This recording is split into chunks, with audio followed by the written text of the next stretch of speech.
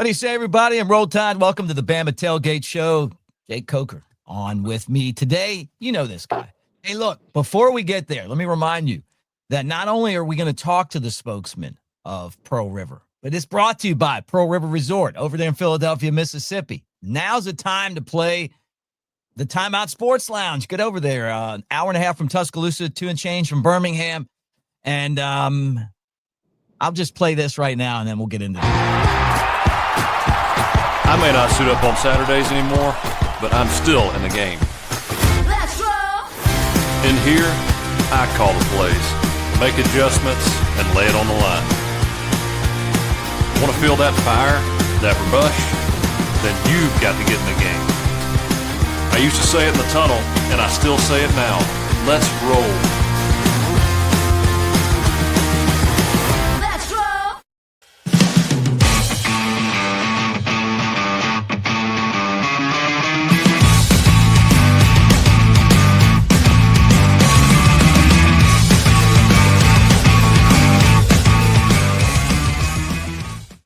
I've told the people in production, change the open, give us more Coker in there. You're in the open, but nobody can tell because you're just, it's almost like me in your commercial. Like, I got to look real close. There's a cameo in there. You got a lot of Mick in there. Roll Tide, buddy. How you doing? Oh, Roll Tide, brother. Doing good. A lot better than I was last Monday, that's for sure. Yeah, what a difference a week makes, huh? Yeah. You know, the worst part about last week, though, is losing to an ACC opponent. Not only an ACC opponent, but went 2-10 the year prior. And Gus Malzahn. You know, a lot of negatives. Gus Malzahn too. I mean, yeah. Did you did you get a lot of shit talked your way? Being that you played there, and you know you have a lot of friends that are big time Florida State folk. Oh yeah. I was on my old FSU teammate group chat was making a lot of noise, and that noise, you know, there in that group chat on that particular Saturday, there was one guy who was a big target. That's what I figured. But everybody was so happy to see you on Friday when we were in Tallahassee. So, it was like and they all had this expectation of losing. And then, obviously Bama played horribly bad. And then to come back. The years prior, we beat them in 2017. I didn't say much, just kind of stayed quiet, I mean, we're used to being in that position. I wasn't going to get out of line, but Florida State's rushing the field. My group chat got rushed by, some pretty low-hanging fruit and some insults that crossed the line. Yeah, I could say, hey, look, knowing the crowd you hang out with, it doesn't surprise me. It got personal. Oh, I'm sure it did. Has Bama moved past it yet? I mean, I know they won 73-0. Shank was basically on here saying that you're supposed to beat Louisiana Monroe. You're supposed to crush them. You got better players at every position. You're supposed to. Yeah, I mean, I think they got past it. I think that locker room has passed it and forgotten about it. I mean, they score on ULM and they're celebrating like they just won the '99 Super Bowl. I mean, it's like, look, I'm glad we look good, glad we look clean, and maybe I'm the problem. I don't know, but just when you're beating those guys, and I, again, I look back and I know our team celebrated too, but coming off a loss like that, and go celebrate with your teammates, lock back in and get ready for next week. But, you're supposed to beat ULM that way. If you're playing well or you're gelling well. And look, Ty going 17 for 17. It's hard to do that against anybody. It's hard to do that on air sometimes. So for him to go 17 for 17, I think it shows a lot more attention to detail, and a lot more focus. Backups come in there. Austin Mack, Keelan Russell, they look great. I think there's 7 touchdowns between the 3 of them. Yeah, loved it. I think they all look great. Keelan is obviously a very, very talented player. Looked like he was, looked like a young guy. He's still checking that, checking that wristband multiple times, making sure he was right, understood where the routes were on those plays. And I mean, I'm guessing that's what was going through his mind when I was checking the wristband over and over again. That was my thought, trying to make sure I was on the same page as everybody and making sure that I got the call right and trying to remember where the receivers are. So it looked like he's starting to settle in and understand, where he's at, what his goal is with each play. When he really gets it, he's going to be dangerous. And like I said, Ty looked great. I thought Austin did a great job, but a lot of talent in that quarterback room. Guys, we got a set of tickets to give away to Alabama and Wisconsin. You got to be part of Mick Nation, AveD. Hit that QR code, sign up. It's free. Everything's free. Play the games, basically like pick the score, the over-under in different games, and we keep track of the standings. We're also brought to you by BOD Coach. And I'm telling you, I'm loving BOD Coach right now. And we're presented by BOD Coach, and you can tell I'm slimming up over here, and it's because of BOD Coach. This is absolutely amazing. It's your personal trainer that is with you 24/7. So when I go to hotels or when I'm on the road, I type in, "Hey, look, I got equipment. This is what I have," and it'll make a workout specifically for me, what I want, what exercises I want. When I'm at home or I'm at a hotel and there's no way I can get to the gym, it'll say, "Hey, this is what I want to work on today." And it sends you personalized workout plans. It's really awesome. And they contacted me a few weeks ago to be a spokesman. I said, "Well, I want to try this." BOD Coach is fantastic. Like, I use it all the time. I mean, and if I'm telling you, man, like, it makes working out when you are on the go like me so much better. Just because I don't always know I didn't play football at Alabama. I didn't have Scott Cochran yelling, "Yeah," and telling me what workouts to do. So anyway, I'm going to put in the body on the YouTube all about BOD Coach. Get you guys signed up there, but tell them you heard it on Bama Tailgate. All right, there you go, BOD Coach. Appreciate them, and I'm really enjoying it, man. It's like when we're done this, I'm going to type Evan, my trainer, and he's going to give me a personalized workout, and I think you'll like it too. And it's like AI at its best, man. It really is awesome. All right, now we got Wisconsin coming. How does Alabama take the shellacking that they put on a very inferior ULM and apply that to Wisconsin? And for anybody that feels sorry for Louisiana Monroe, by the way, I was at the game we lost, and on the way to Shreveport that year for our awful bowl game, the Independence Bowl, they put billboards up so that we had to drive by them, basically shit-talking us.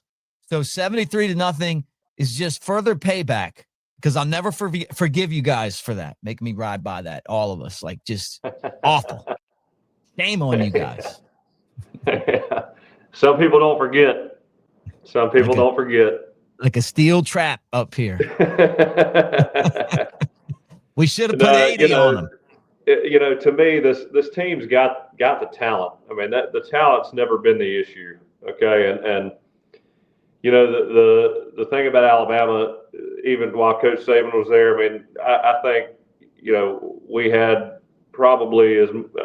as much, obviously, probably more talent than anybody, but talent only takes you so far. I mean, what really set Coach Saban's teams apart from the rest of the country was the discipline and the effort and the toughness and the physicality.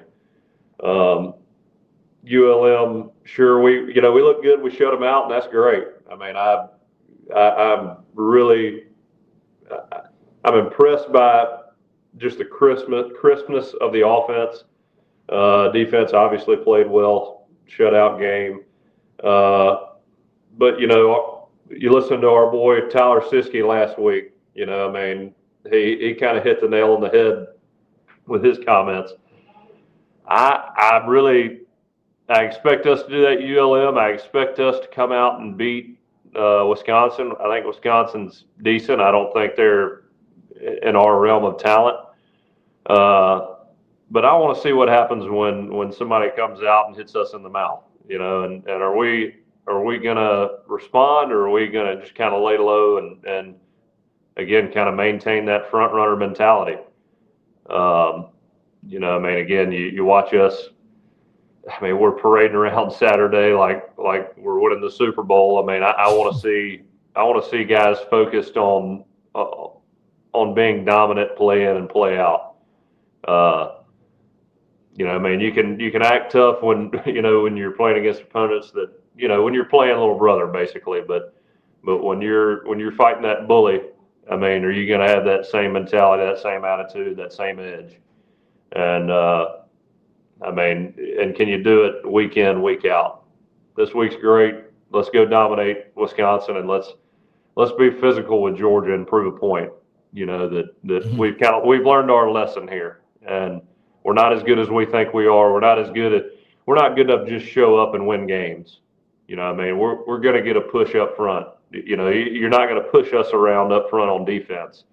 When running back hits the hole, our DBs, our second level defenders are meeting them in the hole, and they're being physical and they're punishing people.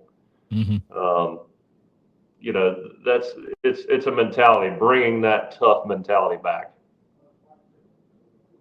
Well, they won 73-0, and you go from one of the worst performances to what I thought was pretty close to perfect. I mean, just the way that they played on both sides of the ball, the intensity. They did miss 14 tackles, but they were gang tackling. They looked inspired.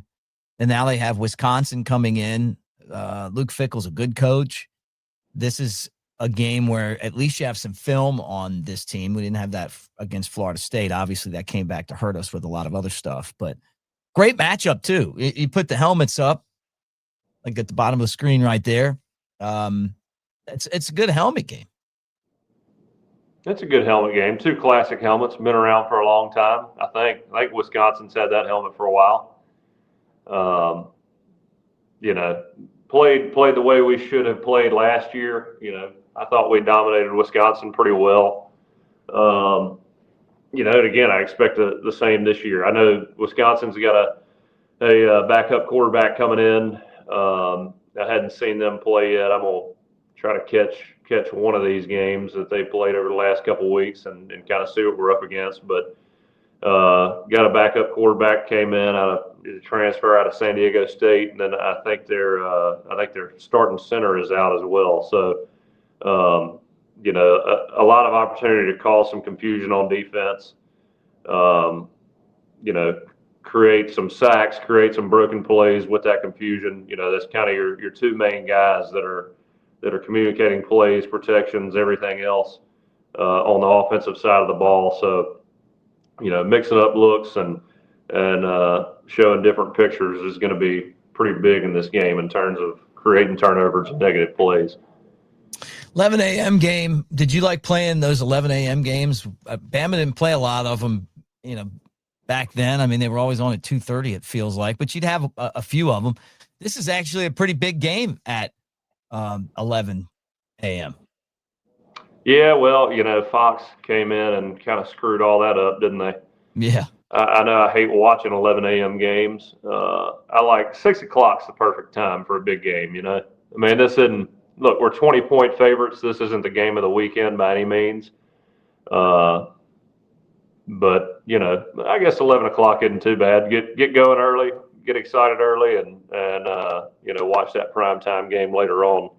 Guy like you, crack open some Bloody Marys, or mix up some Bloody Marys, put a little celery, maybe bacon.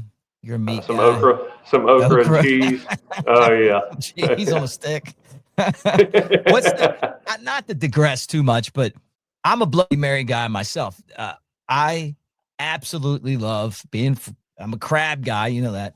When somebody mixes like the crab spice in the Bloody Mary and then jumbo lump crab with the pickle and the okra and all the stuff on there. Have you ever had one of those, like the big chunks of crab? I hadn't had crab. I hadn't had crab. I've had, the shrimp. shrimp's where it's at. Crab, I Mhm. feel like that gets a little too messy. No, these are. I'm not talking. This is the big chunks. You know, like I'm gonna have to I'm gonna have to show you one of these someday. Hey, I will. I'm always down to try Maryland Bloody Mary. I mean, you know, Our friend people. Keith up there. Ocean Hey, City. yeah, coast people know how to make a Bloody Mary. I mean, it's not really It's a Bloody Mary game. yeah, it's not an inland specialty. I mean, And if you live on the coast, you can make one. New Orleans, Mobile, yeah, Charleston. yeah. Florida kind of gets carried away. I think a little bit too beachy. Mhm. You got to have somebody that lives around brown water really knows how to make a Bloody Mary. No, yeah. So what's the craziest thing you've had on one? We used to do the show from Brick and Spoon. Yeah. Down at Orange I've had Beach, and some- they would I've bring had like some- a scepter and fill it up. Yeah, actually, I'll make an exception for that. Nashville, and I feel like Kentucky can make a pretty good Bloody Mary too. Mm-hmm. I mean, when your staple is, I feel like Tennessee and Kentucky are, I mean, they're known for whiskey and alcohol. I mean, I'm down to try those Bloody Marys as well. You are you a fan of the Steve Azar Bloody Mary mix? Our friend Steve Azar. Don't have to be me till Monday Bloody Marys. We had him at the Steve Azar golf tournament. Yeah. Those Bloody Marys got you going. Those got you going. Well, that's what this game's going to be like. Like roll out of bed, take a shower, get a quick snack, head to the golf course, and it's still not even 8 o'clock yet. You're like, this is one of these 11 o'clock. I think that was a competitive move right there. I think he was trying to ruin everybody's golf game at 8 o'clock. Don't have to beat me till Monday. That's his big song. Hey guys, again, be at Innisfree on Friday. That's where the tailgate show will be 1 to 3. We'll record it and it'll play on radio. It's actually going to play on our flagship station Friday night just because it's an 11 a.m. game. So you'll be able to hear it on Friday night on 106.9 FM.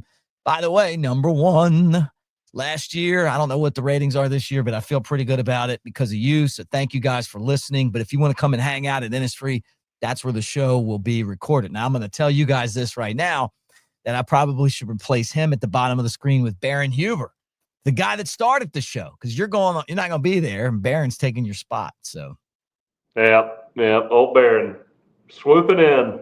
OG, he is an OG of the tailgate show. We might have to beep out some words though. Yeah, he's back. He's back. What are you looking for? Brett's not here to save him. Brett's not here. No, we were playing the Big Sexy song before we went live. So we missed that guy.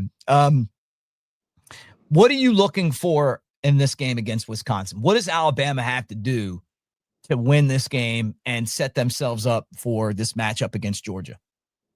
Well, I really need to go back and watch a Wisconsin game. But from what I'm hearing, to me, it sounds like they're playing a lot of man, a lot of quarters, and for us, that is when I'm about to take a snap and I've got Ryan Williams, Jeremy Bernard, Isaiah Horton, some playmakers. I love that thought of having some good one-on-one matchups, and maybe we'll see Ryan Williams back this game and really be able to exploit them vertically. And then quarters, when you're playing quarters, man, when you get the right the route combination against quarters, to me, that is the greatest coverage in order to attack them vertically. And so I think us mixing it up, establishing the run game, obviously, always that's the biggest key component to winning football games, at a consistent level. But being able to hit them with deep shots, if they're playing man and quarters, filling up the box, matching our numbers, you got to be able to hit them vertically. We got the weapons to do it. And again, if they're playing a lot of man, a lot of quarters. That really allows you to get after them deep. So you occupy that safety, those posts over the top against quarters, you just can't beat it. Well, Ty Simpson was really electric last game. 17 of 17. I mean, that's a record. That's phenomenal if they give him time. It's been fun watching Michael Carroll develop as an offensive lineman, and it hasn't taken long for the 5-star to force himself into the conversation to start, right? And if he beats out Wilkin Formby for that position, it only makes Alabama's line stronger, because then you can move Wilkin Formby, who's versatile, to other spots and help out there. But I've been impressed by, and maybe this is the downside of the way things went against Florida State. When you play a lot of true freshmen, they're going to make mistakes, right? But if they're talented enough, they'll figure it out. So you got Dijon Lee, got toasted by Squirrel White, right? But that was like at the very beginning of the game. I mean, he's going to be phenomenal.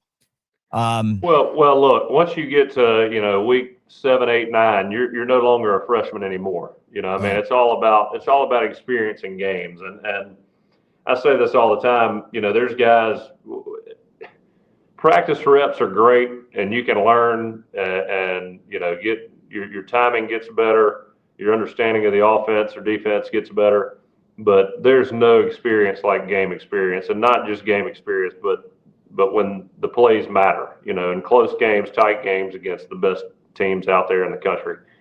The difference between, I felt like, myself, week 1 versus when we were playing Michigan State, I felt like I had, so much more experience. I felt so much more comfortable, at that point in the season. And I think, you look at Calvin Ridley, true freshman coming in that year and playing the first few weeks of the season. I mean, we're on completely different wavelengths, I feel like. And by week 9, 10, later on in the season, I know where he's going to be. I know what he's going to do.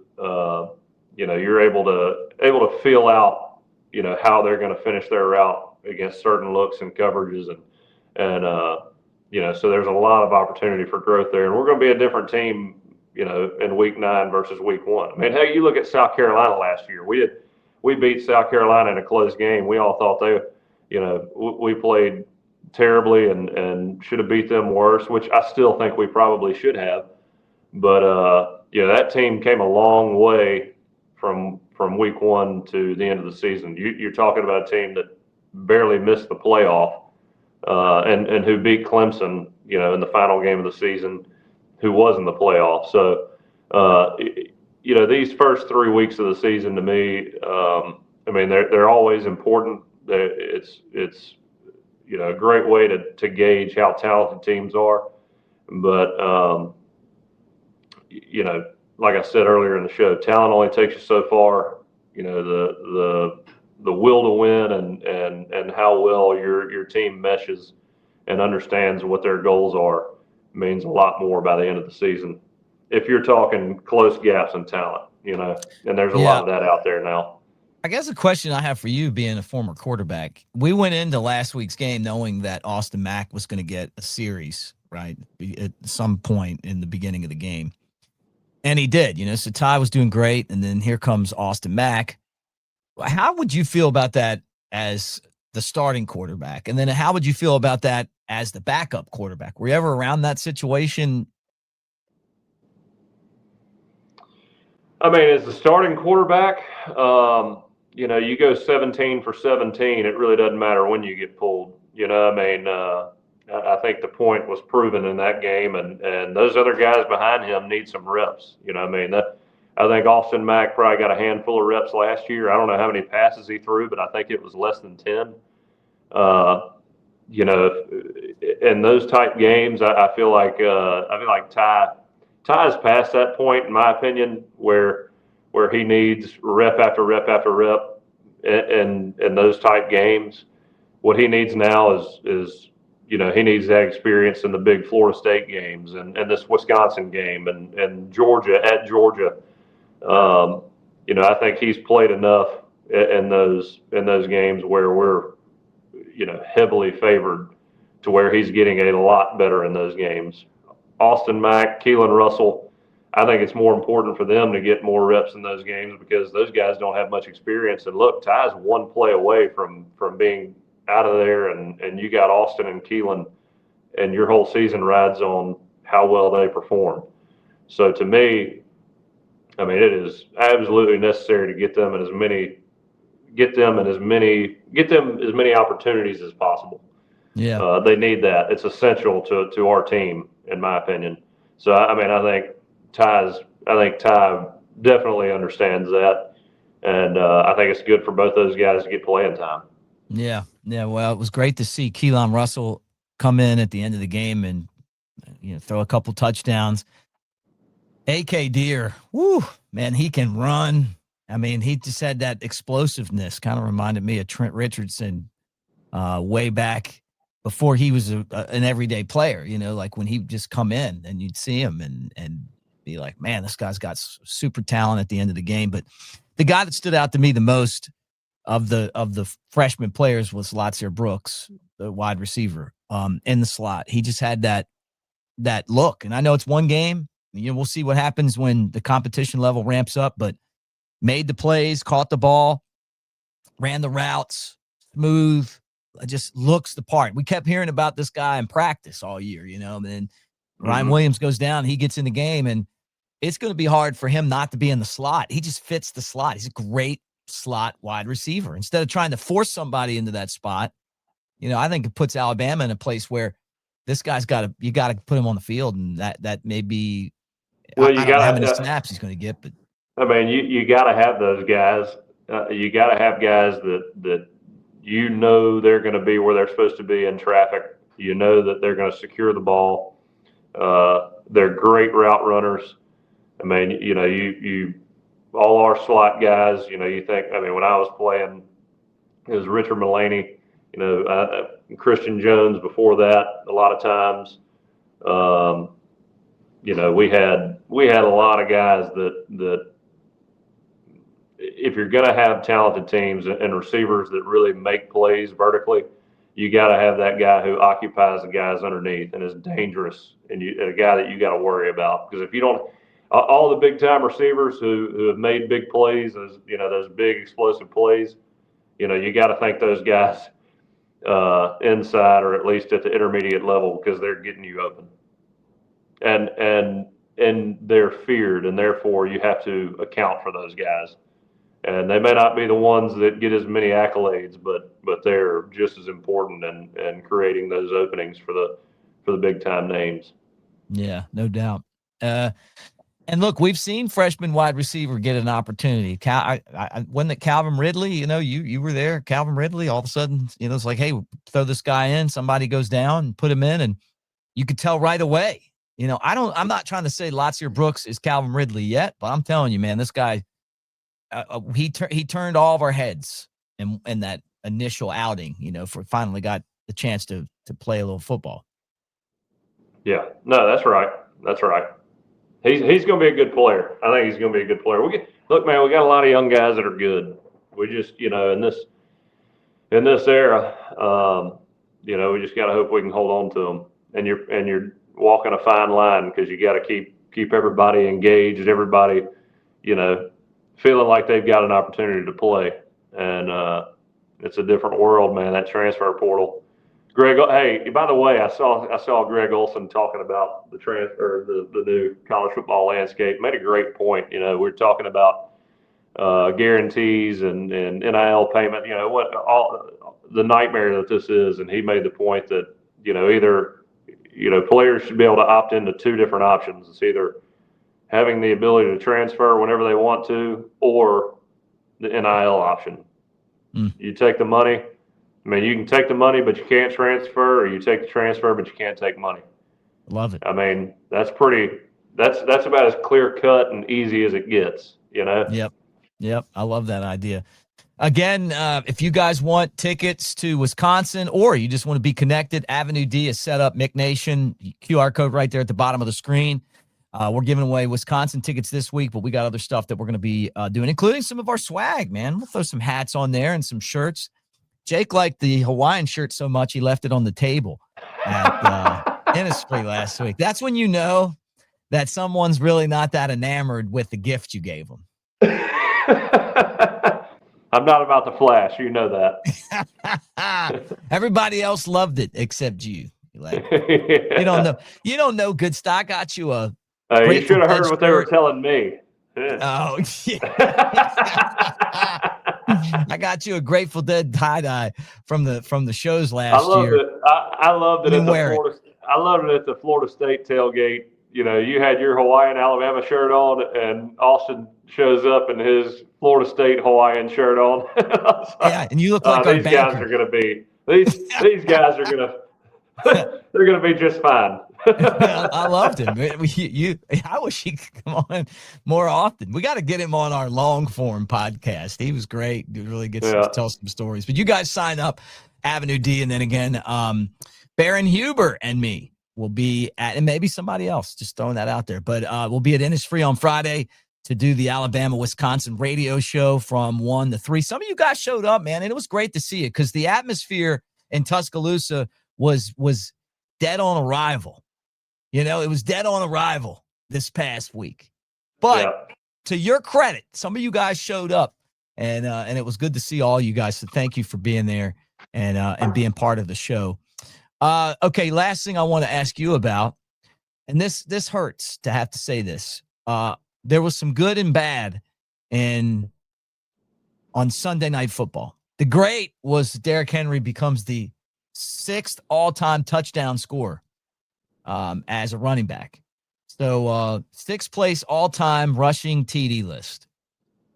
He was busting loose, but then he fumbled late in the game, and the Bills beat the Ravens on a field goal at the end, which is terrible. But Derrick Henry still has it, man. I mean, just still has it. It's crazy to see how strong, how fast he is. He says put the loss on him. I don't. I put it on the conservative play calling when they get a big lead, which is, as a Ravens fan, something I see a lot. But what do you think about him being 6 all time? I'm still going at it, man. Still just getting it done. Doesn't surprise me. Only thing that surprised me about his career is that he didn't go in the first round.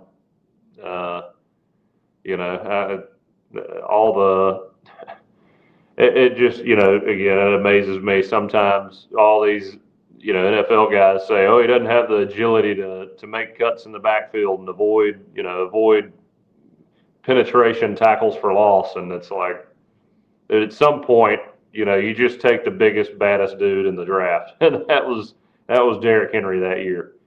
So I mean, he's been the same in high school, college, NFL. I heard a stat the other day that he's been in the NFL 9 years now, right, or 8 years. Anyway, he still doesn't have the same amount of yards in the NFL that he did in high school. Really? Yeah. How crazy is that? Man, every level he's ever played in, he's been. Can you imagine trying to tackle that guy as a 16-year-old? I mean, I'm not about trying to tackle him now. They don't want any of it. I mean, golly. Yeah, I mean, it seems like making a kid tackle him should be illegal.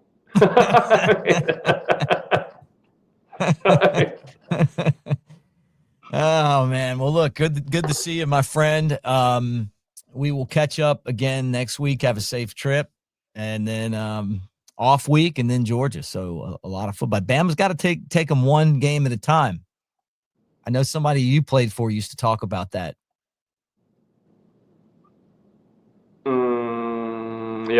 Yep. A lot of people used to talk about that. That was the process was preached, 10 years ago. And it's just as important today as it was back then. Guys, we're brought to you by Pearl River Resort, Philadelphia, Mississippi. Check out the Timeout Sports Lounge right there in Golden Moon Casino. It is a Vegas-style sports book, and you don't have to go all the way out to Vegas to experience it. So make sure that you check that out. Hour and a half from Tuscaloosa, 2 and change from Birmingham.